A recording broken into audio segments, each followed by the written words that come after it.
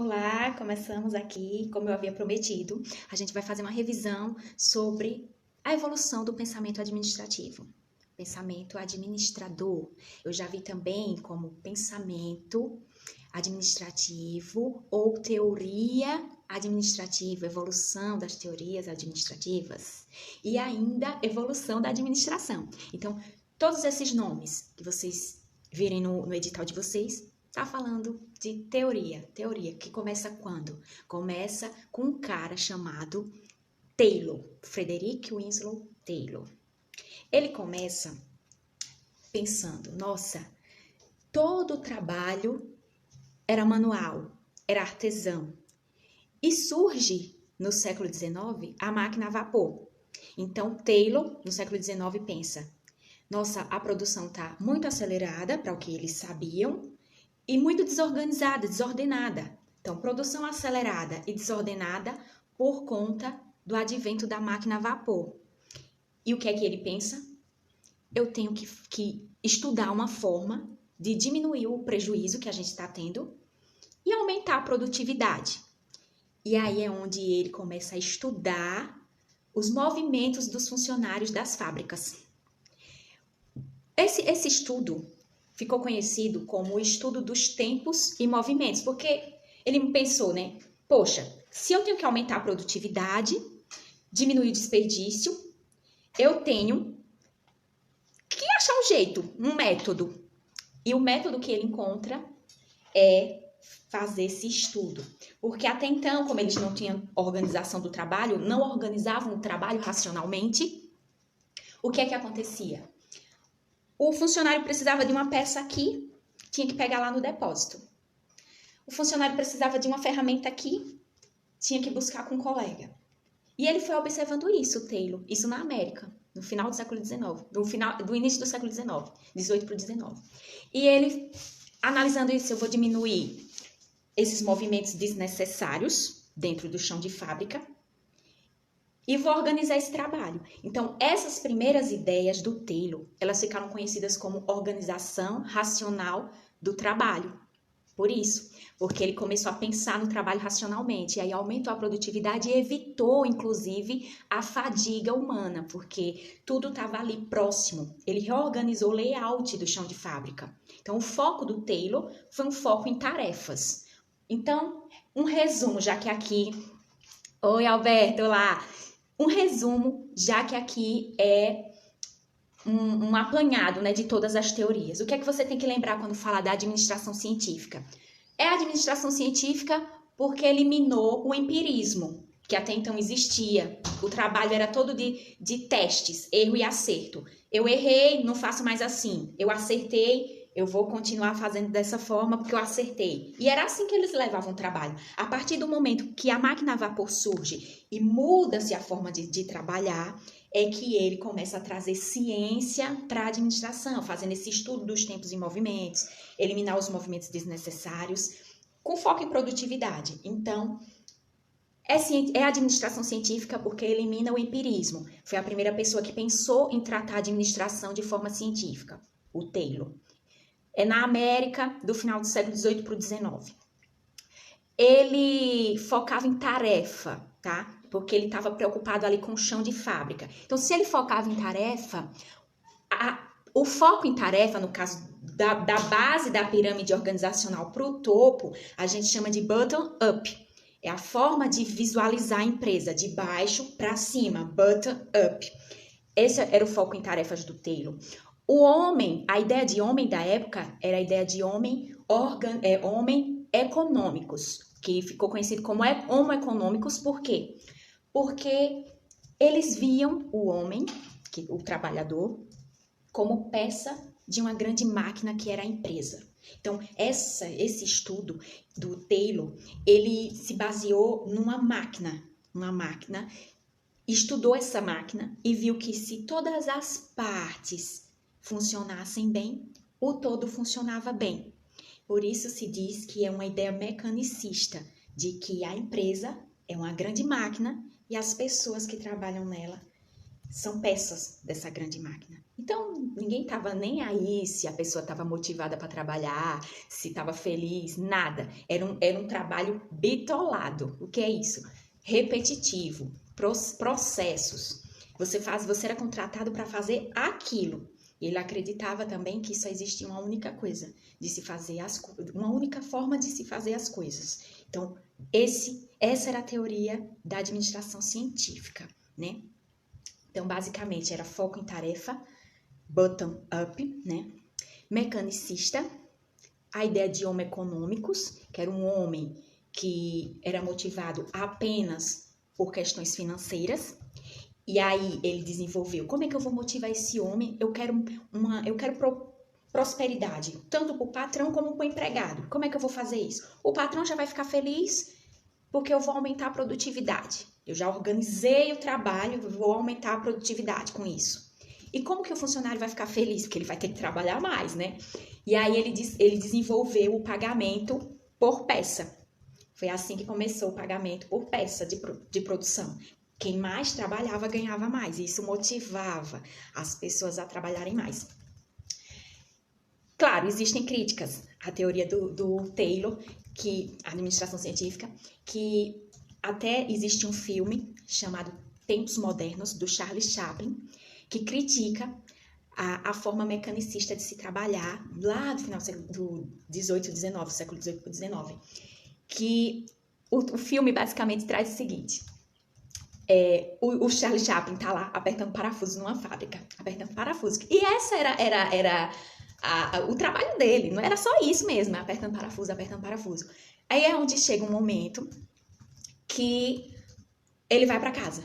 E nessa dele ir para casa, ele tá tão bitolado, tão alienado, só apertar parafuso, que ele vai lá e fica em casa procurando apertar parafuso. Então, a crítica principal da administração científica é essa alienação do homem. Reduz o homem àquela única tarefa que ele faz na empresa, na indústria, tá? Vamos passando para a segunda teoria, que é nessa mesma época, só que em outro local. Taylor, nessa época da abordagem clássica, ele desenvolve a administração científica lá na América.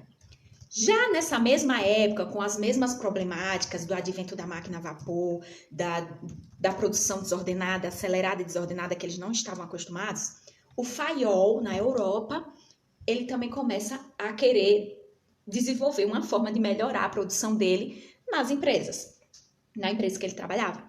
E aí, o Fayol, na Europa, já pensa diferente do Taylor, mas são teorias que elas se complementam no final. Porque eles estão na mesma época, era a mesma época, os mesmos problemas, só mudava a localização geográfica. Então, enquanto o Taylor deu ênfase, deu foco nas tarefas, o Fayol na Europa, ele deu ênfase total em organizar a empresa, ou seja, uma estruturação. Por isso se diz que a teoria clássica agora, que é a teoria do Fayol na Europa, ela tem foco em estrutura, porque ele focou em estruturar a empresa. Nessa de estruturar a empresa, ele não focou no chão de fábrica, o foco dele agora era no topo da pirâmide, na cúpula, era desenvolver princípios administrativos, ele focou em desenvolver o papel do administrador, ele focou em desenvolver áreas dentro da empresa, organizar a empresa por áreas, tá? Oi, Ana! Então, continuando, o Fayol, ele focava em estruturar a empresa. Então, como ficou sendo vista a abordagem do Fayol? Do topo para a base, ao contrário do Taylor, que era da base para o topo da pirâmide. Essa ideia de topo para base, ela é conhecida como top-down. Ele focava em organizar a empresa do todo, visualizar o todo organizacional, para depois ver o que é que acontecia em cada uma de suas partes. Então, enquanto o Taylor, na América, ele focava nas partes e acreditava que se cada parte funcionasse bem, o todo organizacional funcionaria bem, o Fayol não. Ele acreditava que se ele estruturasse a cúpula, que é onde está o administrador, todo o resto da empresa funcionaria bem. Então, essas são as diferenças que, no final, essas diferenças se complementam, porque, como eu havia falado, eles estão no mesmo barco, né? Era a mesma época, a abordagem clássica, ela se compõe da administração científica do Taylor e da teoria clássica do Fayol. O homem econômicos, como eu havia falado. O tempo passa e toda essa promessa de prosperidade para o patrão e para o empregado não se concretiza. Várias greves, os funcionários insatisfeitos.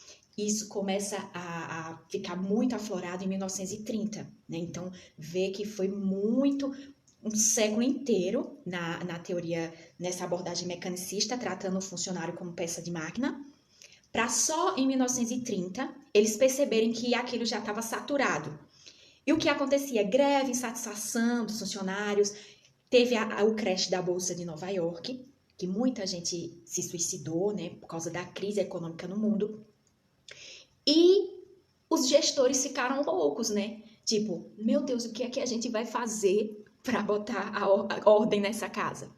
Foi quando a psicologia surge nessa época. E um psicólogo chamado Elton Mayo, ele vai fazer uma experiência.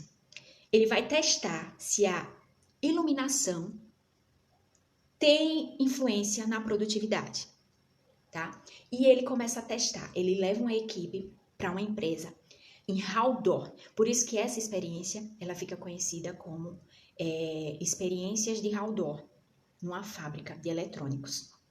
Ele leva um grupo para trocar as lâmpadas. Aumenta a iluminação, abaixa a iluminação, troca a lâmpada e fica naquela de testar a iluminação e medir a produtividade das pessoas. Nesse estudo, ele concluiu o seguinte: se ele aumentava a iluminação, aumentava a produtividade. Se ele baixava a iluminação, aumentava a produtividade também. Tipo, não estava tendo influência, tanto fazia a iluminação tá alta como baixa, não estava tendo influência, a produtividade estava aumentando do mesmo jeito. E aí, o Elton Mayo, o psicólogo, ele concluiu que não era a lâmpada, o tirar, colocar de lâmpada e tal, que estava influenciando na produtividade. O que realmente influenciava era a atenção que estava sendo dada às pessoas. Olha que interessante, né? Só daqueles pesquisadores estarem ali, testando lâmpadas, mostrando que estavam preocupados com aquelas pessoas, aquilo fez com que as pessoas produzissem mais. E foi aí, a partir desses estudos, que os gestores perceberam, os donos das empresas, das indústrias, perceberam que eles tinham que dar atenção às pessoas. Então, falamos de Taylor, foco em tarefas. Falamos de Fayol, foco em estruturar o papel do administrador. Passou-se muito tempo com essa ideia de homem econômicos, homem movido por incentivos financeiros. Em 1930, Elton Mayo descobriu que o homem não é homem econômico, é homo social. O homem é um ser social, que ele não é motivado apenas por questões financeiras, incentivos financeiros, mas também por questões de relacionamento, de integração. Ele tem necessidades além das necessidades financeiras. Ele busca reconhecimento, ele quer ser ouvido. Então, isso mudou totalmente a forma de se administrar. E o tempo passa, né? O tempo vai passando. Agora, engraçado que dentro dessa evolução do pensamento administrativo, existe um cara muito, muito influente, que a gente fala nele até hoje, que é o Max Weber. Esse cara, ele estava à frente do seu tempo. Por quê? Logo quando começaram os pensamentos sobre administração, ele escreveu sobre administração. Lá no primeiro momento da abordagem clássica. Só que os escritos dele, as ideias dele, só vieram ficar famosas mesmo depois de 20 anos que ele já tinha morrido. Ou seja, só em 1940 por aí. Depois do apanhado clássico, ainda teve a teoria das relações humanas, para só depois reconhecerem o Max Weber e as suas ideias, né? Qual a ideia do cara? A ideia dele é que a empresa, a indústria, ela tem que ter normas, procedimentos. A gente tem que evitar decisões não programadas. O que é isso? É você ter que ter uma decisão ali, tipo, um embromation, né? Você tem que ter uma ideia ali na hora para resolver aquele problema. Não, e ele acreditava que a gente tinha que ter normativos, rotinas e procedimentos pré-estabelecidas para que ninguém tenha que estar tomando decisão que talvez vai dar problema mais à frente. Então, tudo tinha que ser a priori. Era um controle a priori. O que é isso? Você se antecipava. Era uma coisa antecipada. Então, era muito difícil dar errado porque o funcionário ia seguir aquela regra que já estava pré-estabelecida pelo patrão. Esse modelo do Max Weber com a teoria burocrática, ele é conhecido como modelo racional legal. Por causa disso, ele tinha um ar de legalidade, né, nos seus normativos. Quem já trabalhou em empresa pública, toda empresa ela tem seu normativo, que é como se fosse um manual que você vai ter ali tudo que você... eu tô com dúvida nisso, você vai no normativo e você sabe como lidar com aquela determinada situação. Então, Max Weber, ele acreditava nisso, nesse poder legal, né? E a palavra burocracia, ela é sinônimo de eficiência. Pasmem, né? Burocracia é sinônimo de eficiência. Só que essa burocracia, ela ficou tão... As pessoas, os funcionários, eles ficavam com tanto medo de errar que o que aconteceu? Eles ficavam apegados demais ali, só aquelas regras. Diminuir a criatividade, a liberdade de pensar, né, em prol da empresa. E isso, né, fez com que a burocracia, a teoria burocrática, ela ficasse mais conhecida pelas suas disfunções, que é o quê? A lentidão nos processos, a papelada que se acumulava, né? Por isso que a gente sabe, a burocracia da administração pública, a gente sempre fala isso, né? Mas foi por causa disso. Ela não foi feita... a ideia do Max Weber não era transformar a burocracia numa coisa engessada, mas foi o que aconteceu porque as pessoas ficaram com medo de agir por conta própria e serem punidas por isso, né? Então, falamos da administração clássica, teoria das relações humanas com foco em pessoas e a teoria da burocracia com esse foco em rotinas e procedimentos. Era um modelo racional legal, né? Nesse tempo, né, eu falei 1940, 1945 por aí, vem à tona, né? O mundo está em constante evolução. Aí novas formas de empreendimento surgem, novas formas de empresas, né? O tamanho das empresas também cresce por causa das tecnologias também. E aí, olha que legal, surge a abordagem estruturalista, que inclusive a teoria do Weber se encaixa nessa abordagem, porque tem esse foco em estruturação, né? Uma coisa normativa. E qual a principal ideia da teoria estruturalista?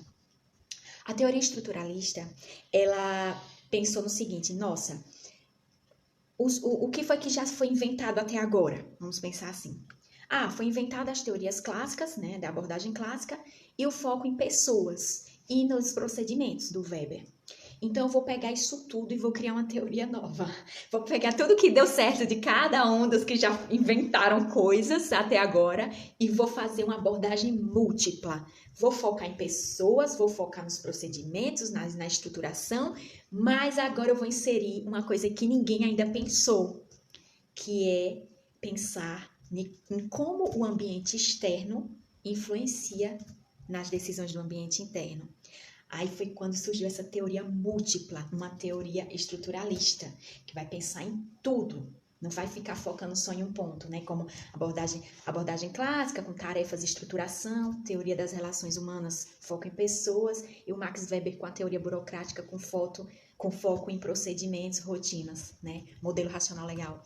Então, essa teoria estruturalista, ela pegou cada coisinha bacana que tinha surgido até então e formou uma teoria nova, que foi a teoria chamada teoria múltipla, que vai focar agora em tudo e incluir o ambiente, que até então ninguém tinha pensado nisso. Focava tanto no ambiente interno da empresa E não via que o ambiente externo influenciava nas decisões. Porque pensem comigo, você tem uma loja, uma empresa, uma indústria de sapatos. Se você não prestar atenção no que está acontecendo no mundo, os designs, os novos modelos, os novos materiais que se utiliza agora e tal, sua empresa vai ficar para trás, né? Então, não pensavam nisso. Eles só pensavam em focar na sua estrutura interna, em organizar a estrutura interna. E o mundo acontecendo lá fora e ninguém se dando conta de prestar atenção no mundo. Aí foi quando a teoria estruturalista ela é muito conhecida por ter sido assim, os primeiros insights sobre o ambiente externo influenciando o ambiente interno. Tá? Então, foi muito importante porque ela deu os primeiros passos para a teoria geral de sistemas surgir, que é nessa evolução, né? Depois dessa teoria estruturalista, ter essa visão múltipla das coisas e deu essa olhada para fora, né? Enxergou o ambiente externo, ela deu esses insights para que surgisse a teoria geral de sistemas. E como surgiu essa teoria geral de sistemas? Já em 1950.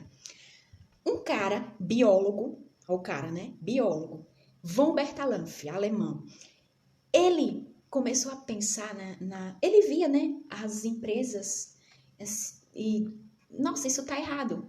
Eles são muito fechados, como se eles fossem uma ilha. Tá errado, porque não existe no mundo nada fechado, a não ser o universo, enquanto ainda não se descobriu alguma coisa. Ao contrário, enquanto a ciência ainda não avançou, a única coisa que é fechada em si é o universo. Mas dentro da natureza, não existe nada fechado, tudo está interligado, tudo está interligado, então tudo é um sistema. Então ele começou a visualizar uma empresa como sistema. Um sistema, ele tem entradas, processamentos e saídas. Aí você pensa, uma empresa, uma indústria, vai ter insumos entrando para serem transformados em produtos e esses produtos vão para o mercado.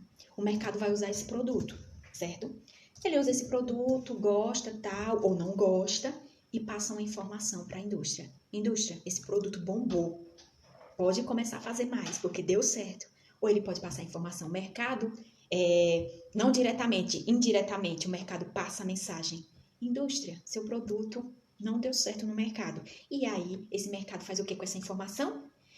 Processa essa informação e modifica os seus processos internos a fim de atender às demandas do mercado. Essa informação que volta do mercado, a gente chama de retroalimentação ou retroação, que nada mais é do que um feedback do que você produziu. Então, o von Bertalanffy, ele visualizava isso. Cara, não existe nada isolado. Então, as empresas elas têm que começar a enxergar as coisas como um sistema aberto, onde entram insumos, são processados esses insumos e saem produtos. Né? E esses produtos vão gerar uma interação no mercado que vai trazer um feedback para que ela saiba como trabalhar de acordo com as demandas do mercado. E aí foi onde a principal ideia da teoria geral de sistemas é essa: visualizar a empresa como um sistema aberto, certo? E ter essa sinergia. Tudo está interligado, nada está isolado, né? E a soma dessas forças unidas, elas produzem muito mais do que se elas estivessem ali trabalhando isoladamente. Essa é a teoria geral de sistemas. O tempo passa, novas tecnologias, a gente sabe que a tecnologia não tá sem limites, né?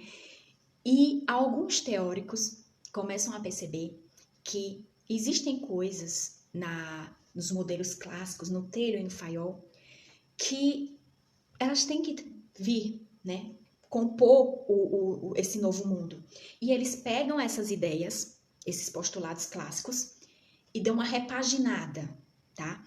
Eles trazem a coisa mais para a prática, com foco em resultado realmente. E por isso que, passada a teoria geral de sistemas, surge essa teoria neoclássica. Neo, de novo, né? Clássica. Uma repaginada nos postulados clássicos que esses teóricos trouxeram. E o maior produto dessa repaginada nos postulados clássicos das teorias foi a APO, Administração por Objetivos. Qual é a ideia principal, para vocês não esquecerem? Ah, professora, eu estudei tanta teoria e eu não me lembro mais nada. A palavra-chave para esse produto dessa teoria neoclássica é integração. Ou seja, se você é chefe, se você é empregado, se você é gerente, todos vão trabalhar juntos para atingir objetivos. Então, a nova empresa, ela não é mais aquela empresa piramidal, que você vê vários níveis hierárquicos até chegar na base. Não, a tendência é o quê? Ela se comprimir, ela fica mais achatada para que a comunicação seja rápida, porque o mundo, ele é rápido, ele é muito mais rápido hoje do que há anos atrás. Então, essa estrutura linear que chamamos na administração, que é a estrutura piramidal, ela tende a virar uma estrutura achatada, com poucos níveis hierárquicos para facilitar a comunicação. Entenderam? Então, essa foi a teoria neoclássica. Inclusive, a teoria neoclássica, ela pegou as ideias do Fayol, que foi o cara que inventou princípios, inventou estruturar a empresa por áreas e tudo mais, e criou para o Fayol existiam basicamente os princípios de planejar, organizar, comandar, controlar e coordenar, certo? Era POCCC. E o que é que os neoclássicos fizeram? Pegaram esses princípios e transformaram em PODC, que nada mais é do que planejar, organizar, dirigir e controlar. São as funções administrativas que temos até hoje e que muito cai em prova, que é pauta para as nossas próximas lives, né? Então, foi muito importante essa contribuição dos neoclássicos, porque eles trouxeram tudo que existia de bom. Oi, Joaquim! Trouxeram tudo que eles existiam de bom e repaginaram, trouxeram para a nova realidade do mundo, das organizações, né? E criaram a APO, que é a Administração por Objetivos, onde todos estão juntos em prol de um bem comum, certo? Uma teoria paralela, né, é a teoria comportamental. O que é isso, basicamente, aqui? Como cai em prova essa teoria comportamental? Primeiro que eu vou falar para vocês. Eles pegaram as ideias da teoria, agora vem como se fosse uma repaginada de tudo que já existiu, né? Enquanto a neoclássica, ela pega as ideias da abordagem clássica e dá uma repaginada, a teoria comportamental, ela vai pegar a teoria de relações humanas e vai trazer para a prática, tirando aquele romantismo. Eles vão focar em pessoas, sim, mas botando em prática a questão da motivação, da liderança, da gestão de conflitos, porque a teoria de relações humanas focava em pessoas, mas era aquela coisa romantizada. Eles meio que abafavam os reais problemas que existiam nas empresas, né, entre patrão e empregado. Eles tentavam meio que abafar isso. Era negacionista, vamos chamar assim. Negavam que existiam problemas. E a teoria comportamental, não. Ele quer trabalhar as pessoas. O foco da teoria comportamental é trabalhar as pessoas. Então, toda vez que você for fazer questão de prova sobre teoria comportamental, pode ter certeza, você vai ter que estudar muito. Teorias do McGregor, do McClellan, as necessidades, a pirâmide das necessidades de Maslow. Então, tudo isso cai na prova quando a gente está falando de teoria comportamental. Tudo quanto for teoria sobre motivação, liderança, você vai focar para a teoria comportamental, porque basicamente é o que a banca vai fazer. Já que a proposta da teoria comportamental era trabalhar motivação e liderança nas pessoas, é sobre motivação e liderança que elas vão te perguntar, tá?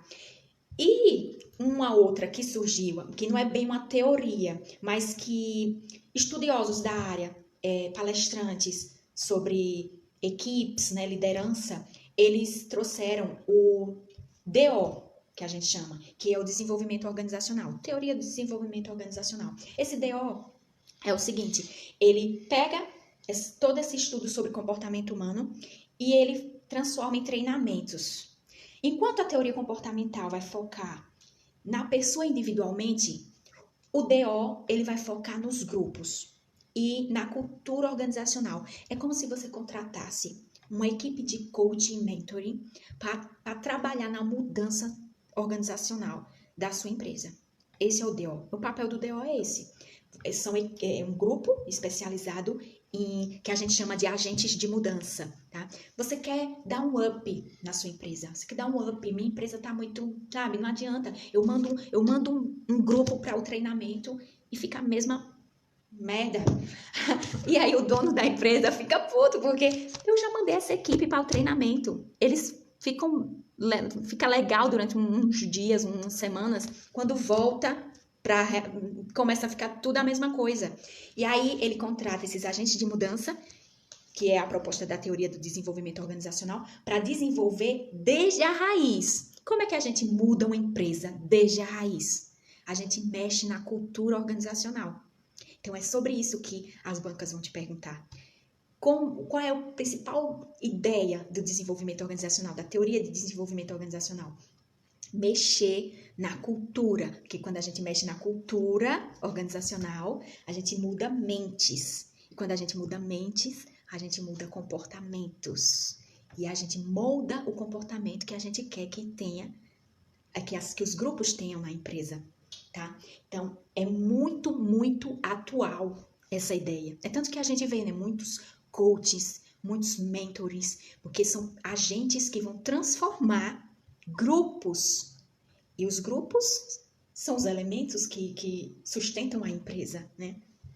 E vão mexer na cultura. Porque mexendo na cultura, você mexe em valores, você mexe em comportamento, você modifica tudo desde a raiz. Então, você percebe que enquanto a teoria do comportamento, ela vai focar em treinar uma pessoa, em gerir carreira daquela pessoa individualmente, o desenvolvimento organizacional não. Até o nome já diz, né? Desenvolvimento organizacional. É para desenvolver a organização como um todo, não é só um comportamento. Então, as bancas vão brincar com isso, principalmente, para saber se vocês sabem essa nuance, a diferença entre elas duas, já que todas as duas vão tratar de pessoas. Então, qual é a diferença crucial de uma para outra, né? E, por fim, né, para a gente terminar essa revisão da evolução do pensamento administrativo ou teorias administrativas ou evolução do pensamento administrador, vem assim de várias formas nos editais, né? É a teoria, para finalizar, a teoria contingencial. Aí eu pergunto para vocês, o que é contingência? Contingência é incerteza, tá? Então, essa teoria, ela trabalha com incertezas. E o que é o mercado hoje, se não é um caldeirão de incertezas, não é mesmo? Então, a teoria contingencial, ela bate de frente com as ideias do Taylor, principalmente, porque o Taylor, ele dizia que existia uma única forma de se fazer as coisas, que é one best way, tá? E a teoria contingencial, ela é contra isso. Por quê? Porque ela tem o slogan, vamos chamar assim, né, da teoria contingencial, é o It Depends, ou seja, tudo depende. O ambiente e a tecnologia que você usa é que vai moldar a sua empresa. Se você é uma empresa virtual, a sua estrutura vai ser uma.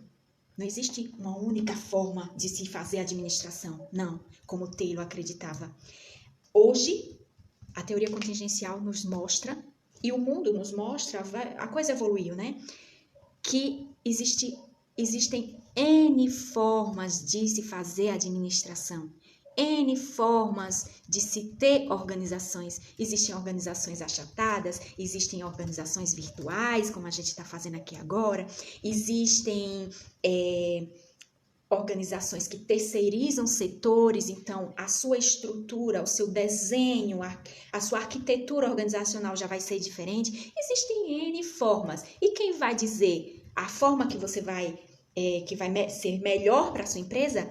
Quem diz isso para você? A tecnologia que você utiliza, certo? E o ambiente que você está inserido. Então, tudo depende. Estamos num caldeirão de incertezas e a teoria contingencial veio para mostrar que não existe uma única forma de se fazer as coisas como se acreditava no final do século XIX, certo? Então, essa foi a nossa revisão. Recapitulando aqui. Administração científica, foco em tarefas. Teoria clássica, foco em estrutura. Teoria das relações humanas, foco nas pessoas, aquele romantismo todo, né? Teoria da burocracia, o foco em procedimentos rotinas. Não é à toa que ele é chamado de modelo racional legal, certo? E ficou muito conhecido pelas suas disfunções.